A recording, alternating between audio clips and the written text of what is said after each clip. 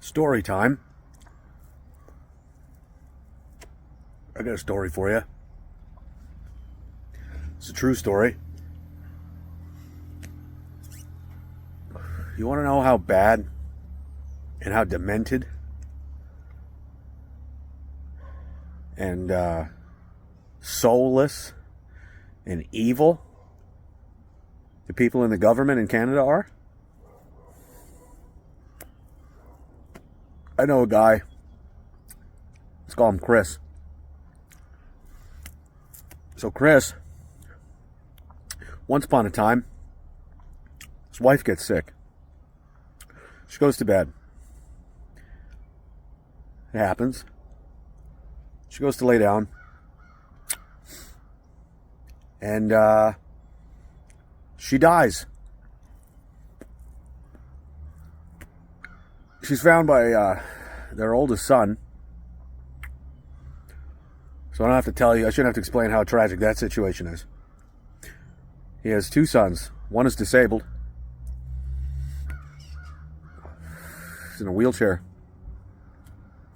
So Chris, racked by grief and the overwhelming stress of having to raise two young boys without their mom and dealing with their death during the pandemic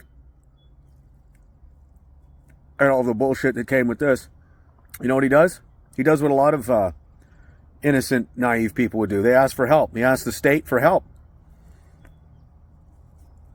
You want to know how they helped him?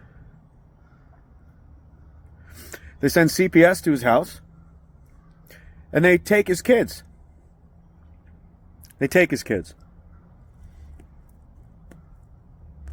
He's too stressed out to look after them, apparently. He spends a year fighting to get them back. It's ongoing. And he's not allowed to talk about this. But I am. And after his latest court appearance to try and regain custody of his own children that he lost control of because he was vulnerable and in need of assistance from the society that he pays taxes to and is expected to take care of our vulnerable when they are in need, because we're all in this together.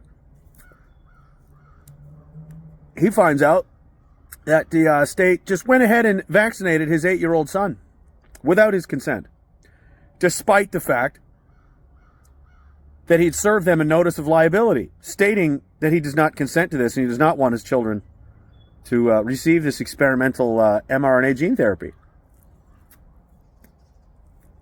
So like the good government of Nova Scotia that it is, it said, fuck you.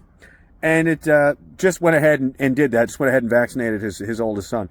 And plans to do it to the younger one as soon as they're allowed to do it for, the under 5 category. They separated the kids, by the way. They're not even living together. They're living apart inside the CPS system. And he now sleeps on his couch because he can't sleep in his bed where his wife died.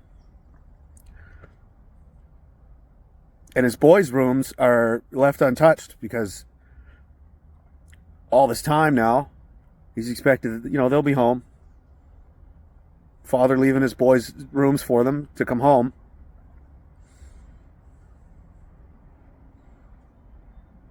And who knows when that's going to be.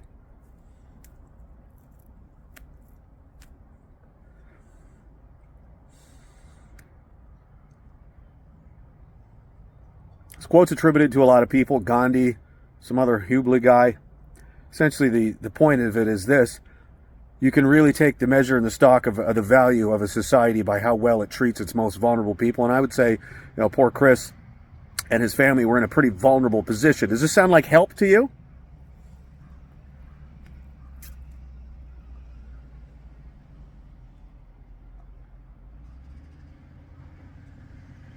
They'll take your kids and they'll do whatever they want to them. They belong to the state, not to you. Expect more of this in the future. And he gave his consent to tell this story. He's not allowed to. This is happening right now where you live, in this country, in Canada, and he's definitely not the only one.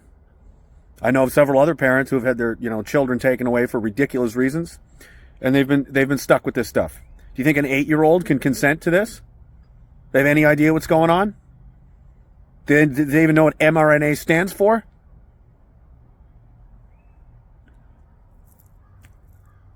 This is how the state and the government of Canada protects children.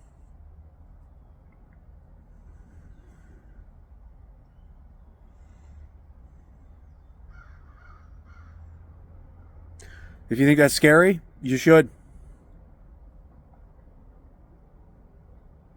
You should.